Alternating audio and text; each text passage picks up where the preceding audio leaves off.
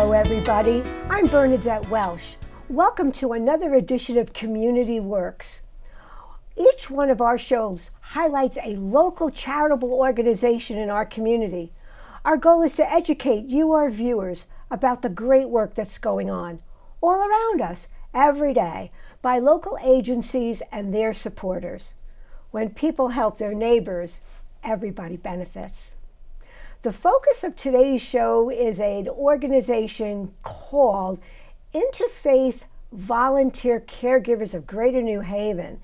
It's a wonderful organization that helps seniors, and here to tell us all about it is my guest, the director, Dan Kamengay. Welcome, Dan, to the show. Well, thank you. What a pleasure it is to be here. I love you talked about neighbors already. That's our thing. It's going to be our thing for the next 30 minutes, I love too. It's great. Okay.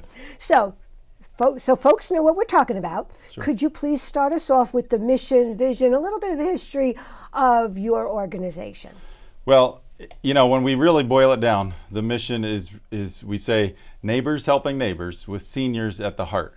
Okay, so we like to elevate wellness. We talk about sometimes amplifying empathy. We want to encourage people to be kind and considerate of their neighbors and lend a helping hand. And that helps a lot of people, Bernadette. I think a lot of our neighbors, regardless of age. But the focus of most of our programming, our services, is on our senior population, folks 60 years and over. In terms of history, it actually is now a 41-year-old story, right? 41 years ago, we started downtown through what was at that time the Downtown Cooperative Ministries. We were a program of that group. And they actually founded many great organizations like the Downtown Evening Soup Kitchen and Columbus House and others. But we were one of their projects, if you will, a program that lived within that house. And over time it grew and it became independent. It had its own life. And in 2003, it became its own nonprofit. So we are now a 501c3 non-religious, but we honor our faith roots through that Downtown Cooperative Ministries beginning. And remember that at some point we had a lot of wonderful leader volunteers in many of the local congregations of various faiths.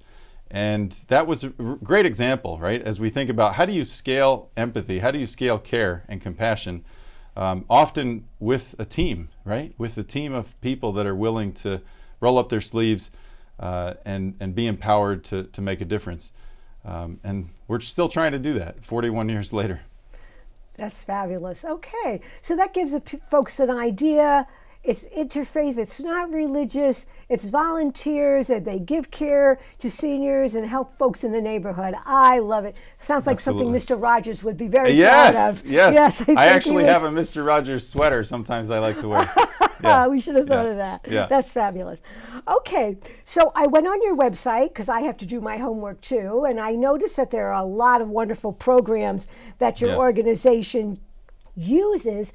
But could you pick out some, tell us what it's all about? I've got my little list here so I can check on you. Sure. So let's talk about programming. Yeah, well, it's probably a good place to start with the fact that we have a program called Rides Plus, and then another one simply called Rides. And this is to help our seniors get to and from their doctor's appointments. Many people who do know about us, although perhaps that's a small portion of our population, I think a lot of people may not have heard of us yet, even though we've been in the community all these years. But those who know about us, Bernadette, I think often assume or remember us or think of us as that Rides nonprofit, that organization, that nonprofit that helps seniors with rides. And that's the thing that, quite frankly, we've been doing every year since the beginning in some way or another. At some points in our history, it was even more robust, meaning in terms of the different types of rides. We could sometimes bring people to the grocery store or to social events or to faith services. Now, the focus of our rides is exclusive for medical appointments, and it's because the needs are growing and the funding's going down and the volunteer support is limited, right? And so you have to try to make, the best of the apples you have in the bushel, right? And Absolutely. Try to make some applesauce out of that. So we do provide that service, and we continue to do that, hopefully for many, many years to come. And hopefully with this program, we get the word out. Maybe we'll get you a few more volunteer drivers. Yes, it's actually great fun as we get to know people, and it's different than most rides that people get because it's personalized, it's door to door. It folks do get to know the clients they help, and sometimes they'll actually seek out their appointments in order to have that conversation again one more time. So that's a core program, of course. We sometimes say that we're an organization of neighbors helping neighbors doing a number of different things, right? And I think it's an important distinction. We are people in the community and volunteers that are doing things like rides, but it doesn't mean that's who we are, right? It's what we do. It's what you do. It's what we do, right? And we do have a number of things that we do. And those things over time have changed, quite frankly, over the 40 years. They'll continue to change as time goes on. And we hope to reflect the needs of the community and the interest of our volunteers. And if we can do that, I'm hopeful that we can continue to operate for many more years. Another program that is lesser known is one that's close to my heart, and that's the Connecticut Garden Collaborative, because it's about something that I think we often don't think about, and that's the physical space that we operate in, right? We're biological creatures. We operate in real space right now, hopefully, yet, right? We're not uploaded into the cloud, although people are talking about, the convergence of humans and digital. But I think it's great that we're physical creatures, and I want to have that become something that we pay a little bit more attention to, something that people can see and appreciate in their communities, know their communities. Too often now, I think we operate in a tunnel. Right? We kind of go through our day and maybe go to that doctor's appointment, and we're not necessarily keeping our eyes open. This is a great time of year to rediscover what's around you. Especially growing vegetables. I mean, so many different things, right? Whether it's growing food for yourself or for neighbors. Also, just, a beautiful place to have some reflection. Maybe read a book, find a friend. Recognize that we're in community with other people. And where are the gardens located, Dan? Do people have them in their homes? Is there space you folks own? So we don't own much of anything. We're just, like sometimes I say we're like squirrels in the fall. We like to plant nuts and just kind of, collaborate with people around the community. And we do move through most of New Haven County at the moment. So we cover quite a bit of geography, but we don't have any physical land that we own.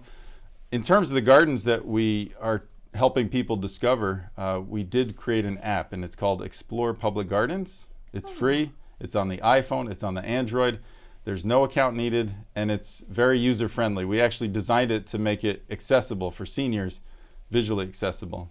And so if I were on that website, Dan, what would I see? Would it say, here's how to plant a vegetable garden, or? Well, so if you are interested, let's say you're interested in vegetable gardens, right? You're interested in growing food to consume, then you might go to the app and you want to discover gardens in your area that are doing similar things, right? And then go explore them, discover, find out what's happening there, learn through observation or talking with folks. So it's really in some ways like, like a scavenger hunt, right? You can have some fun with it.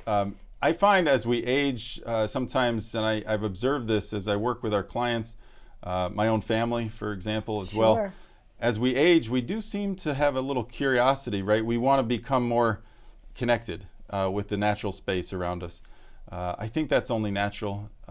And, we think that it's important to help people, again, discover, engage with, and share, find those spaces. So that's another program that we're involved with. We also have each year an art project. We engage in an art project with local seniors that uses gardens as an inspiration. Cool. So that's that. Another program that is actually our newest adoption is called Experience Corps. I like that one. I read about that. That's pretty interesting. And we're celebrating this summer, kicking off a 30-year anniversary. There are 18 programs across the country. We're the only one in the state of Connecticut. It exists to advance literacy for K through third graders, but it actually works with older Americans as the tutors. So 50 plus folks become volunteer tutors, and we match them with students. They get to visit twice a week, half-hour sessions. They build fluency skills, and it is a really important intergenerational program. that we're proud to steward and hope to continue to do for many years. ARP Foundation is actually the national steward of the program. They help with branding, they help with marketing, they help with best practices. They don't help with the funding locally necessarily, indirectly. Right? They'll help us maybe find some grants once in a while, but it is the responsibility of the local community. If we want that program to live, we have to help make sure it does. Well, good. And again, talking about it tonight is going to help people to know that they can, you could be a tutor, help a kid out. I think that's a fabulous idea. Okay, so we talked about rides, and we talked about the garden, and we talked about the Experience Corps. I'd like you to just touch on one more, if you don't mind, and that's May's Closet. Could you please explain to our viewers what that is? Absolutely.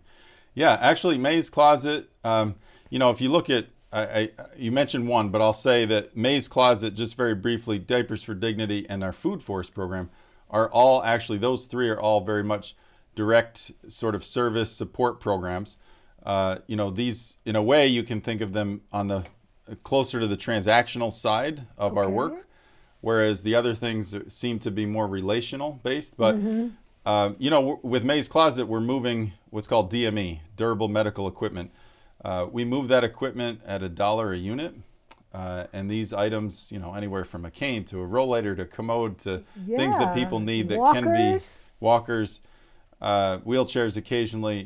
These are items that are durable, as the name suggests, and often for folks, it's either expensive, hard to access, you have to wait sometimes for equipment to be shipped, or quite frankly, you just appreciate being a good steward of the environment and you don't see the need for things to go in the landfill. Buy another one, throw it away, What's the point in that, right? When these things can be used. So we're happy to be supportive of that work. There are other organizations like us that are in the region or in the country, other places around the world even. But this is a program that falls under the hood of, if you will, IVCG. It's an amazing group of volunteers that help keep it operational each day. The central hub is in Hamden, but we also have a walk-up location in New Haven at True Care Pharmacy. People without an appointment, you just walk in, walk out with a cane for $1. Easy. I love it. Right? So that's a great program, and we move a lot of items, 1,000+ items a year. So we'll take donations in. We make sure that they're in good order. We'll sanitize them.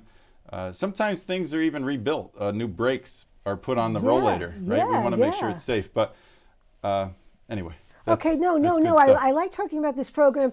I mean, I have a cane in my closet. I have a walker. I had my hip replaced. I may use it. I may not use it. Why shouldn't I give it to somebody else that needs it? So I'm so glad that Dan reminded me about that, because I think I have a couple of donations for you. I love it. Love it. See, communication is everything, Dan. I think you're right. And I think that sometimes if we know about these kind of resources and programs and what our neighbors are doing, sometimes that can take away some of our anxiety around, what if I need that cane 3 years from now? What if I need that cane 5 years from now? Just pay us $1 and you'll get another one, right? Don't worry about it. I might even get my own one back. Right? Don't sweat it. I love it. Okay, so this is great. I think we have a very good idea of all the wonderful things that your organization is doing for seniors through volunteers. Super duper. Okay, now we are talking around this different philosophy that Interfaith volunteer caregivers has. We talked about this when we were setting up the show, and we talked about getting around that impersonal nature of modern communications where it is a transaction. So here, Bernadette, here's your cane. I don't think you guys do business that way. So can we talk about this philosophy of communicating in a much more humane way? I guess that's the right way to put it, more humane way. Absolutely. This is central, I think, to who we are. And if we are to continue on and survive and flourish, I really hope that people recognize the value of this philosophy and are willing to embrace it with us, right, and be part of it. Sometimes I call it the duality of care, because if you think about it, when we're volunteering and we help a neighbor, whether it's through an organized program like one of the programs that we have, or it's informal. Maybe you just, you found out your neighbor needs some eggs and maybe they're homebound and you can just grab them for it, right? It makes you feel good. It feels good. And, that kind of experience of feeling good is something that you're receiving, right? Yes. But of course, in the process of doing that, right, you're helping the other person. Absolutely. And so that's a two-way street. And we really want to encourage folks to think about, how do we amplify that empathy that really drives wellness in the community system-wide? Because it's hard. Look, organizations like to understand things and have data and, systems, and we put things in boxes or silos. And I get that. There's reason to do that, right? You got to stay organized. Interfaith Volunteer Caregivers is an organization that's saying, listen, can we break down some of those walls and barriers and just, really be with a person, find out what they need, be, engaged with them, try to meet them where they are. And, over time, what we find is that people, sometimes will quote unquote cross over from a program to a program. They might first hear about us because we offer rides. And then later they need a cane or they need a rollator. Then they help, engage with May's Closet. At some point they might struggle with getting groceries and we help them with that. Or they end up with incontinence and we help them with that. Or they feel isolated and we bring them out and make some art with them, right? So all these things can happen, of course, within the context of IVCG, but also outside. So it is maybe different in a way because of I think I'm trying to be clear and say that it's about breaking down those silos. And as I say, we are trying to amplify a relational construct.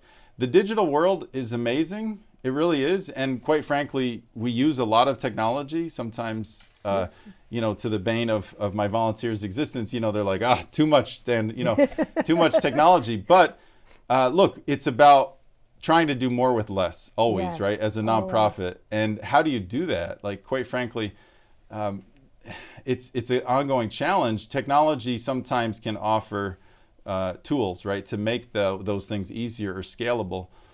But it does sometimes feel like we're chasing our tail. So, how do we use technology as an aid, but not as a replacement? I think that's important. Yeah, I think what you're trying to say is that people get lost in the shuffle and they get something, but they don't get what they're really looking for. And what they're really looking for is human connection.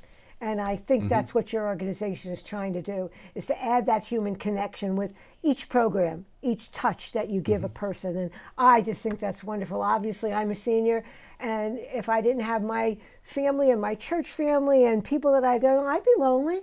And so it is very good to make people feel valued when you interact with them. I think it's fabulous.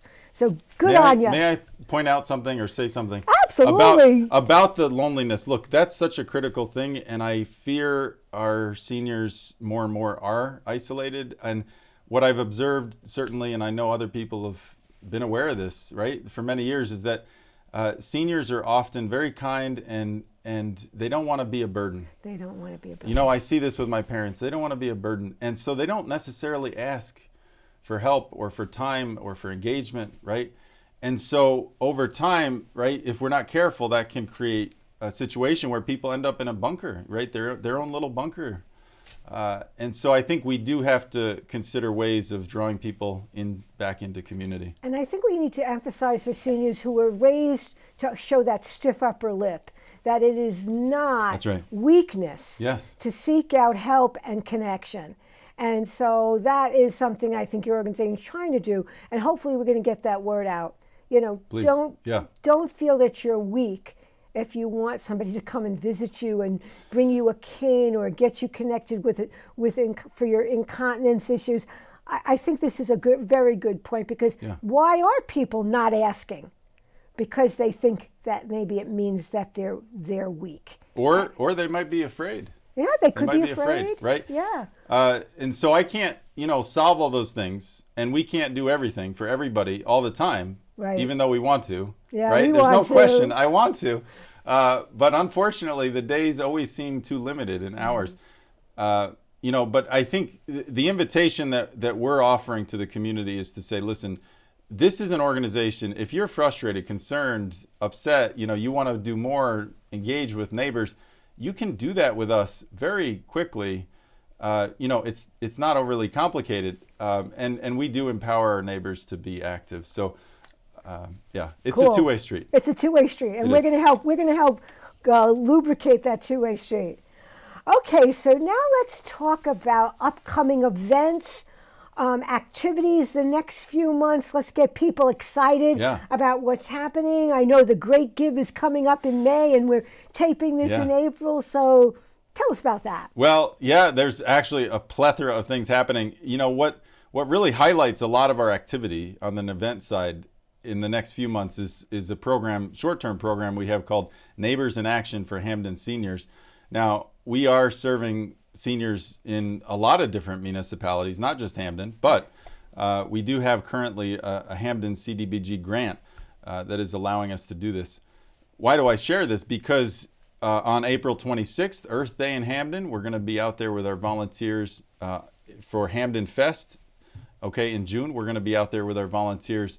And it's a great opportunity. Meet some neighbors, meet some volunteers, find out their experience, discover more, sign up for a program if you need it. But we're going to hopefully get out there more often. In May, we're going to be downtown on the Green. The proprietors are hosting an event on May 10th. And of course, as you mentioned, the Great Give is happening. And so it's that Wednesday and Thursday, the 7th and 8th, right? Something Whatever like that is. Something like that. Yeah. There's so much happening right there. The 6th, 7th, 8th, it's nonstop. But the Great Give is happening, and I hope that people can think of us. Obviously, there are a lot of great organizations out there. Unbelievable numbers of nonprofits in New Haven. It blows my mind. It is a little overwhelming sometimes. We're like, okay, there's a lot of organizations around. And so it can feel a little overwhelming. Some people love the Great Give. Some people have other feelings, and that's, hey, to each their own. But do think about interfaith volunteer caregivers. This moment in our history right now is so important because we're probably better positioned than ever, Bernadette, to be engaged in community. We have programs, we have the support systems in terms of processes, and we're getting volunteers that are taking leadership roles. I mean, I'm very excited about that, but on a financial side, I'm very concerned. There's a lot of changes that are happening. I don't blame you for being concerned. Our country is going in a direction sometimes that concerns us. So the Great Give is an opportunity for folks to give you that financial support. That's right. And That's right. We can't not talk about money. Yeah. It's not, we don't like to, but you have to talk about money. I mean, let's say, look, the reality is that because we operate in a capital market, right, a system with money ends up being a part of basically everything that we're involved with in society. However, look, we can do a lot with very little. I mean, we have very few staff. Okay. But we have a lot of volunteers. And if you look just at our rides as an example, the DOT supports rides too. There are other ways that people get rides. But if you look at, on the state basis, rides that had been, for example, going through an organization known as Encompass, we're talking about rides that cost an average over $30 a ride. For us, it's less. Right now, in that case, it's tax money, right? So It's kind of like embedded. Maybe you don't feel it, you don't notice it, people aren't connecting the dot, but we can actually do that at a lower cost. Very good. Very important point. Very important point. Let's scale it up. Let's do more. Yeah, let's do things with a lot more with less money. I love that phrase. That's fantastic. Okay, so you do have a concern. We were talking about, again, we were saying about the future of the organization. We've been talking around the future of the organization based on the availability of volunteers and the availability of money. But maybe you'd like to say just a wee bit more about the future of volunteerism. Well, I think, again, there's an opportunity right now with this organization. If people are interested to step up, to take a leadership role, development committee, right? It's all about the part of the nonprofit that's aiming to raise capital so that we can sustain and grow and do the work that we do. we don't have a development committee chair at the moment. We have a great board. We have great volunteers. We don't have a development committee chair. So that's an example. There are ways that people directly can get involved. At this point, the truth is that ARPA, right, which was the American Rescue Plan, infused a lot of money across the country. And if you look at some of that benefited, for example, our rides program, along with other programs, but our rides program, but we're 57% down in 2 years, okay, Wow. for that rides program. So over 5,000 rides a year right now, trying to operate that on a program budget of $30,000. It's bonkers. It doesn't make a whole lot of sense. It's not sustainable. It's not at the moment. We are trying to build it up, and that's why we've created an alternative path called Rides Plus.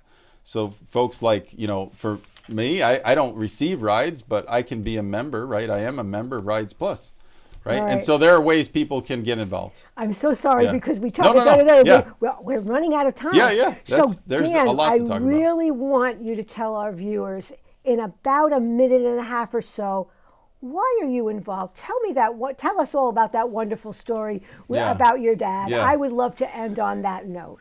Absolutely, yeah. It's when I grew up, Bernadette, I saw my father taking care of folks down the street. Right, we had a couple people down the street. These were elderly ladies. One of them had just one son that moved to Maryland, and he recognized they needed help in their in their later years. Now he wasn't doing that through the context of an organization. He was just doing it as a neighbor, but he was just doing it, and it became normal to us, right? And so I observed that and recognized, hey, why not, right? Why not help your neighbor? And a lot of that, if you embed it in the way in which you operate your day, right?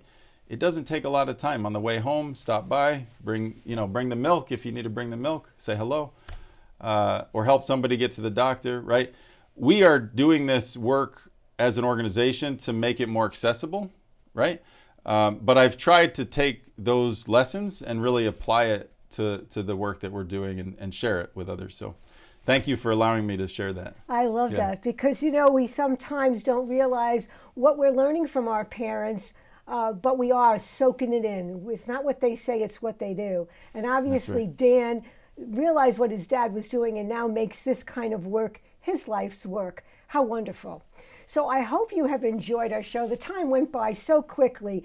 Think of it in your heart if you'd like to volunteer, if you'd like to donate, if you'd like to learn more. We're going to put up the information about the website. Just learn more. And I think you will be amazed at what Interfaith Volunteer Caregivers does.